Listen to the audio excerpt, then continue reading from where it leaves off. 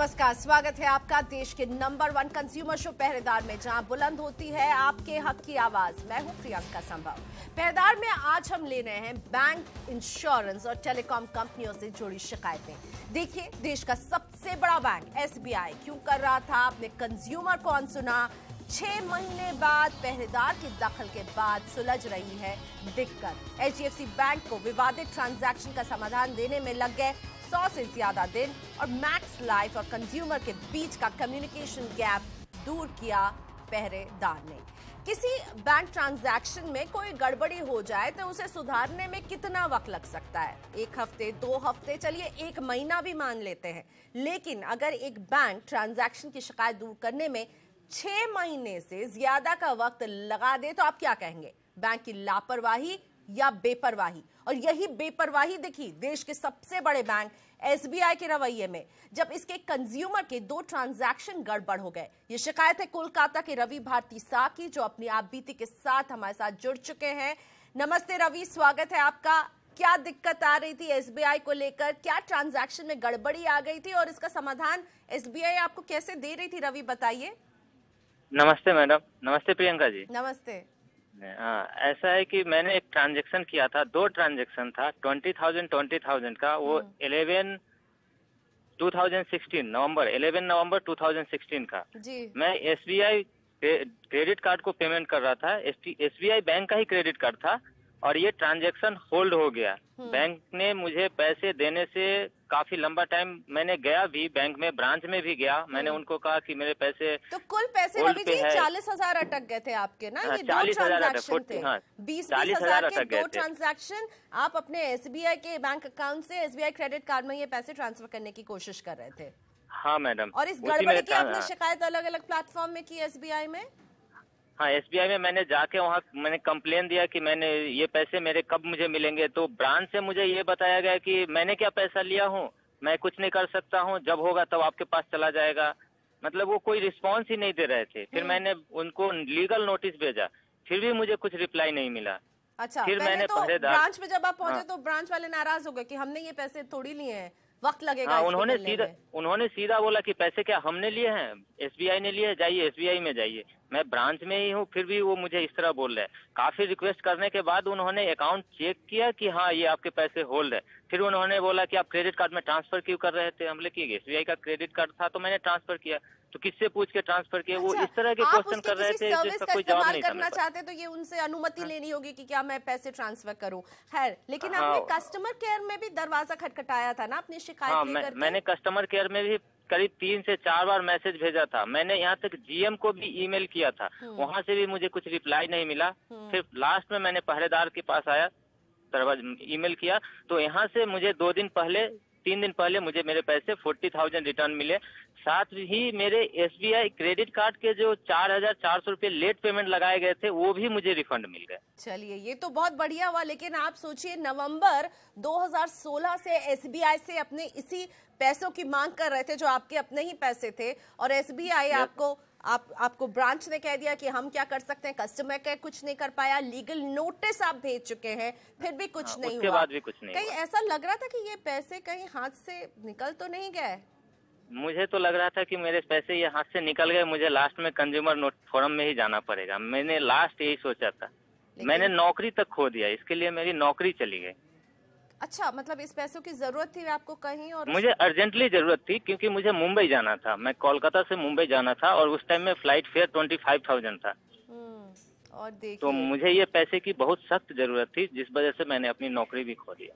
मतलब पैसे से ज्यादा, ये इस बात को सुन के मुझे बहुत दुख हो रहा है रवि जी कि आपको इतना बड़ा नुकसान हो गया। केवल बात पैसे की नहीं थी जो अटके रहे 6 महीने, पर एक जॉब अपॉर्चुनिटी थी जिसके लिए रवि इन पैसों से टिकट खरीदने वाले थे, मुंबई जाने वाले थे, और क्योंकि ये पैसे वक्त पर नहीं पहुंचे और वो टिकट ये नहीं करवा पाए, इसीलिए नुकसान जो है पैसे से ज्यादा इस जॉब अपॉर्चुनिटी का मुझे लग रहा है बहुत बुरा। लेकिन खैर रवि जी, आपको पैसे मिल गए, इसके लिए हम कहना चाहेंगे कि आपको बधाई हो कि पैसे मिल गए।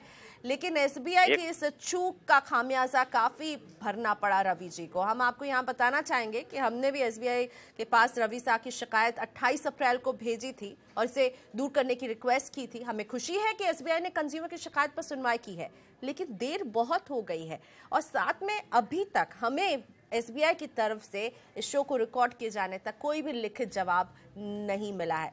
पहले अपने कंज्यूमर को जवाब नहीं देते हैं, 6 महीने तक उसे इंतजार करवाते हैं और जब पहरेदार जैसा प्लेटफॉर्म उनसे सवाल पूछता है तो दिक्कत तो दूर कर दी एसबीआई ने, लेकिन जवाब देना शायद मुनासिब नहीं समझा। बढ़ते हैं अगले केस की तरफ। अगली शिकायत भी एक बैंक से ही है और इस बार बैंक सरकारी नहीं बल्कि निजी बैंक है। शिकायत वही है, फेल ट्रांजैक्शन, जिसे बैंक ने स्वीकार भी किया लेकिन इसे सुलझाने में 100 दिन से ज्यादा वक्त लगा दिए। ये शिकायत है रिंकू कुमार की, जयपुर से जुड़ गए रिंकू हमारे साथ। एचडीएफसी बैंक से इन्हें जो है ये समस्या आ रही थी। रिंकू जी नमस्ते, स्वागत है आपका। क्या फेल ट्रांजैक्शन हुआ था, जरा समझाइए किस तरह से आपका ट्रांजैक्शन फेल हुआ और उसके बाद बैंक का रवैया क्या रहा? 20 दिसंबर को मैंने ऑनलाइन ट्रांजैक्शन किया था, तो उस दौरान ये ट्रांजैक्शन फेल्ड हो गया था। तो फेल्ड होने के बाद वेबसाइट भी बंद हो गई थी। मेरे पास कोई ना तो मैसेज आया बैंक की तरफ से कि आपका पेमेंट ये डिडक्शन हो चुका है या मतलब ट्रांजैक्शन फेल्ड हुआ है। ठीक है, मैंने वहाँ पर उनसे पूछा कि भाई पेमेंट आपको मिला है कि नहीं मिला, तो उन्होंने बोला मर्चेंट ने कि मेरे को पेमेंट नहीं मिला है। और मेरे पास इस चीज का कोई प्रूफ नहीं था कि वेबसाइट बंद हो गई तो सर्वर फेल था, वो वहाँ पर वो ऑप्शन आ रहा था। मैंने वो स्क्रीनशॉट भी अपने पास रख लिया था। अच्छा। मैंने इसकी कंप्लेन डिस्प्यूट फॉर्म भर के पहले कॉल सेंटर में फोन करा एचडीएफसी वालों को, तो उन्होंने बोला कि डिस्प्यूट फॉर्म दीजिए, ये दीजिए। तो मैंने फॉर्म उनको डिस्प्यूट फॉर्म भेज के डिटेल के साथ उनको भेज दिया, तो अभी मतलब करीब 7 से 7 दिन बाद।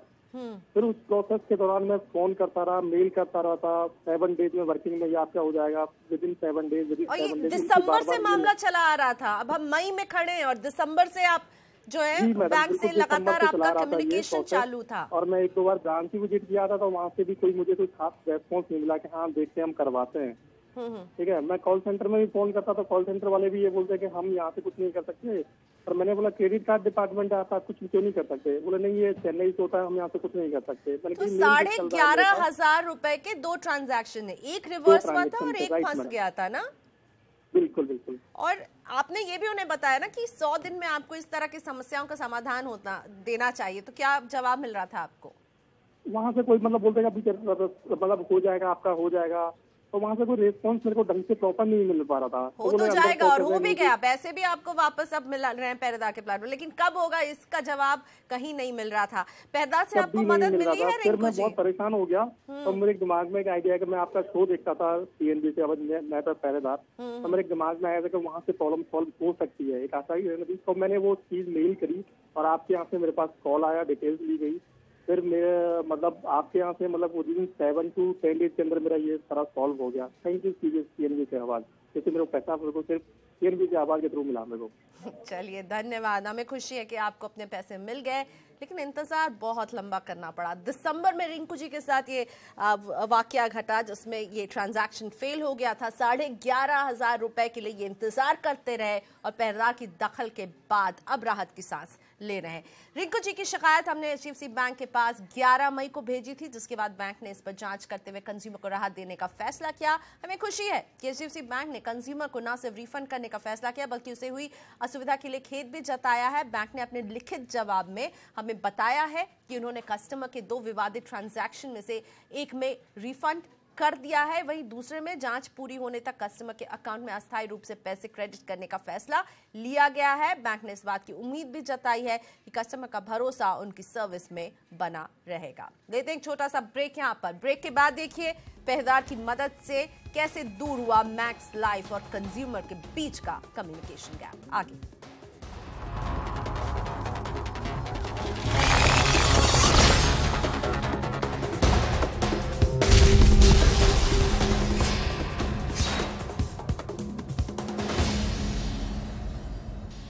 बैक, आप देख रहे पहरेदार, हम बुलंद करते हैं आपके हक की आवाज। इंश्योरेंस पॉलिसी के लिए अप्लाई किया मार्च में, पॉलिसी के लिए पैसे भी अदा कर दिए, लेकिन पॉलिसी का कोई अता पता नहीं। जी हां, ऐसा ही कुछ हुआ है गाजियाबाद के दीपक गुप्ता के साथ।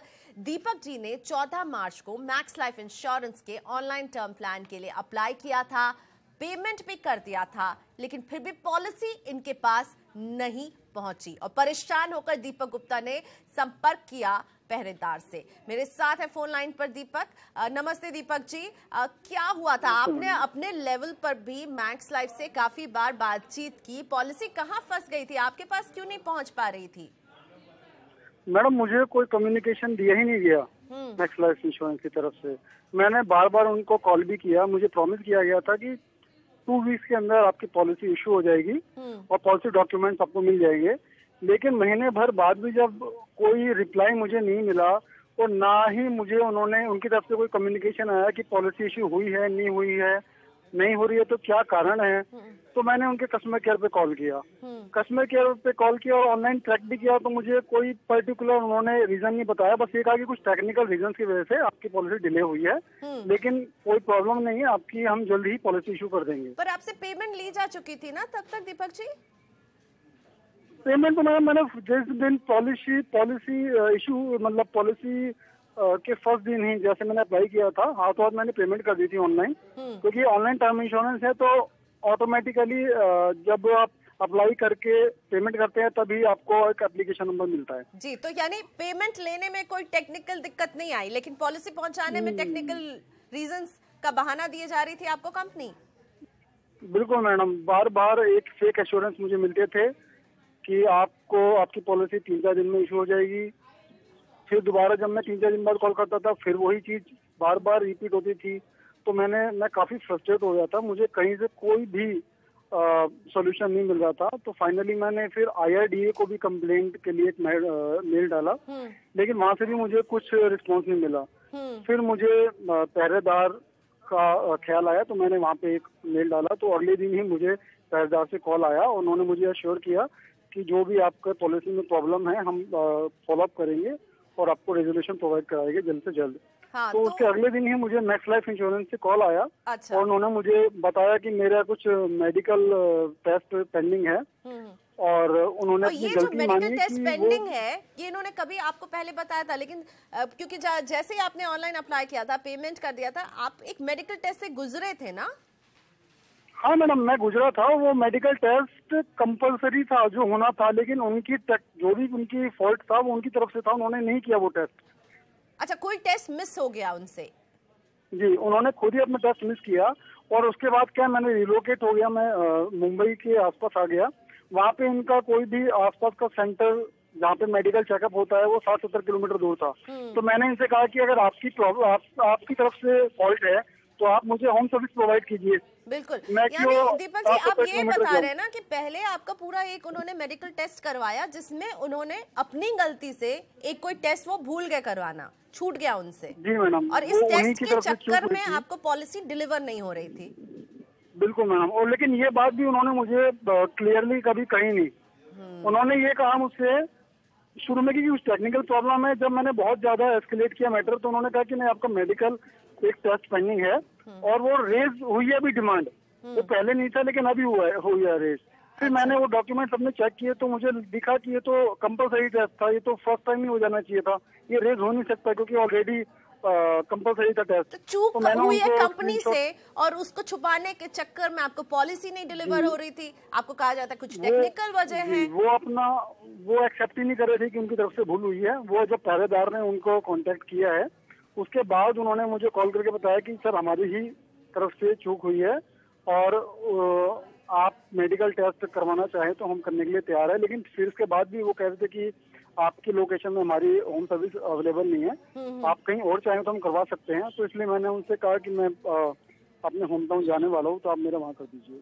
बिल्कुल, तो होम टाउन में ही वहीं से पॉलिसी आपने ली थी, वहीं पर पहले भी टेस्ट हुआ था। अब वहाँ पर आपके घर आकर के वो सैंपल लेकर के टेस्ट करने के लिए राजी हो चुके हैं ना दीपक जी? बिल्कुल मैडम। तो ये मामला फंसा हुआ था एक टेस्ट को लेकर के, और ये 2 वे कम्युनिकेशन कहीं ना कहीं नहीं हो रहा था। कंपनी छुपा रही थी दीपक जी से बातें, कह रही थी टेक्निकल वजह है, लेकिन क्या टेक्निकल वजह है? अगर दीपक जी को पहले ये समझाया जाता तो शायद दीपक भी कहते कि आप इस तरह से इसका सोल्यूशन निकाल करके मुझे मेरी पॉलिसी दे दीजिए, क्योंकि दीपक जी ने पॉलिसी ऑनलाइन खरीदी सहूलियत के लिए, इस कदर परेशान होने के लिए नहीं। चलिए दीपक जी, अब मामला सुलझ गया है, अब राहत की सांस ले रहे हैं ना? बिल्कुल मैडम, मुझे अब काफी रिलीफ है। मुझे थैंक यू कहना है पहरेदार को, क्योंकि जो काम कंज्यूमर प्रोटेक्शन का सरकार को करना चाहिए वो उसका जिम्मा पहरेदार ने उठाया हुआ है। और थैंक यू। मैं से बतौर कॉम्प्लीमेंट लेना चाहूंगी दीपक जी, और मुझे खुशी है कि आपका मामला सुलझ गया है। धन्यवाद हमसे बात करने के लिए। दीपक गुप्ता की शिकायत हमने मैक्स लाइफ इंश्योरेंस को ईमेल के जरिए भेजी थी। हमें खुशी है कि कंपनी ने सिर्फ 3 दिन के भीतर कंज्यूमर के सवालों का जवाब देकर उन्हें संतुष्ट कर दिया है। कंपनी ने अपने लिखित जवाब में हमें बताया भी है कि दीपक जी के मेडिकल टेस्ट में कुछ कमियां रह गई थी, जिस वजह से उन्हें पॉलिसी इशू नहीं की जा रही थी। हालांकि कंपनी से बातचीत के बाद अब दीपक भी बता ही रहे थे कि वो टेस्ट की बात जो है वो मान चुकी है कंपनी, और वो टेस्ट करवाने के लिए राजी हैं। दोनों के बीच में अब सुलह हो चुकी है। उम्मीद है कि ये टेस्ट हो जाएगा और जल्द ही दीपक जी को अपनी पॉलिसी भी मिल जाएगी। लेते हैं यहाँ पर एक छोटा सा ब्रेक। अभी हाजिर हो रहे हैं ब्रेक के बाद। रिलायंस कम्युनिकेशन की बेपरवाही से निराश ब्रॉडबैंड कंज्यूमर को पहरेदार ने दिलाई राहत। आगे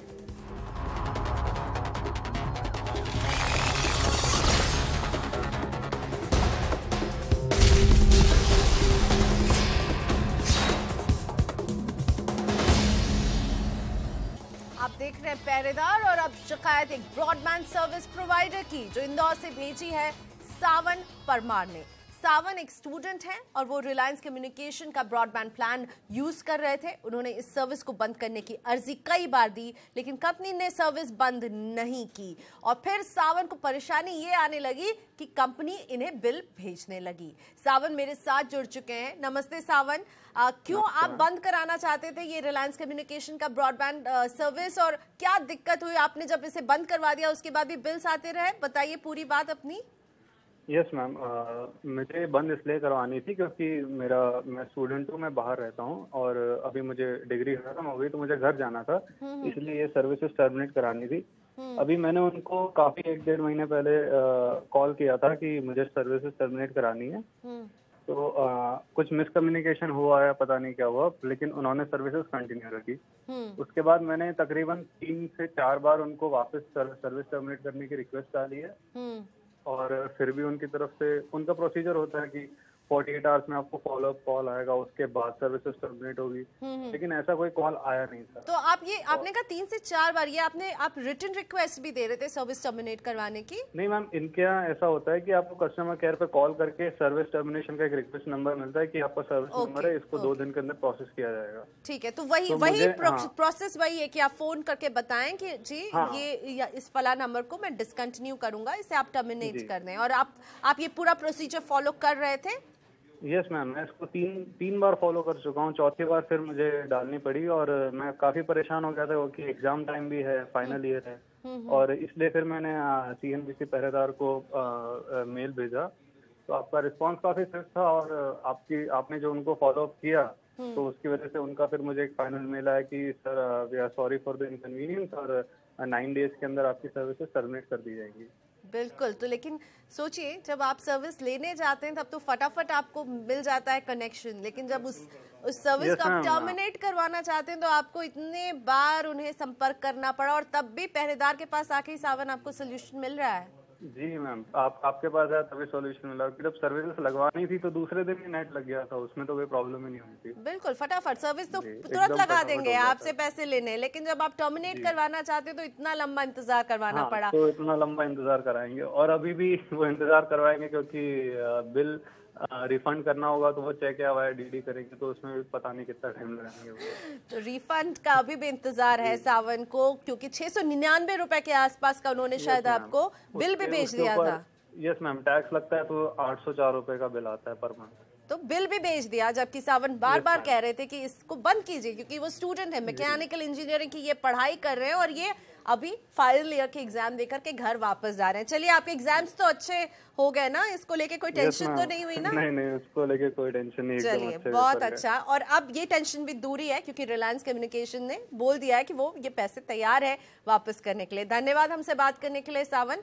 रिलायंस कम्युनिकेशन के पास हमने सावन परमार की शिकायत 15 मई को भेजी थी। कंपनी ने सावन की शिकायत दूर कर दी है, खुद सावन बता रहे थे, उनसे बात की है और कहा कि ये पैसे वापस कर दिए जाएंगे और सर्विस को भी टर्मिनेट किया जा रहा है। लेकिन अफसोस कि शो रिकॉर्ड करने तक रिलायंस कम्युनिकेशन का कोई भी लिखित जवाब पहरेदार के पास नहीं पहुंचा था, इसलिए हम उनका जवाब आधिकारिक तौर पर क्या है ये शामिल नहीं कर पा रहे हैं। लेकिन खुद कंज्यूमर सावन परमार बता रहे थे कि उनकी समस्या दूर हो चुकी है रिलायंस कम्युनिकेशन से। पहरेदार में आज बस इतना ही। फिलहाल हमें दीजिए इजाजत। अगले हफ्ते पहरेदार फिर हाजिर होगा आपको आपका हक दिलाने के लिए। आप भी अपनी शिकायत हमें भेज सकते हैं ईमेल के जरिए। pehredar@nw18.com पर आप ईमेल कर सकते हैं अपने सवाल। मुझे फॉलो कर सकते हैं ट्विटर पर, अपनी राय सुझाव भेज सकते हैं प्रियंका संभव पर।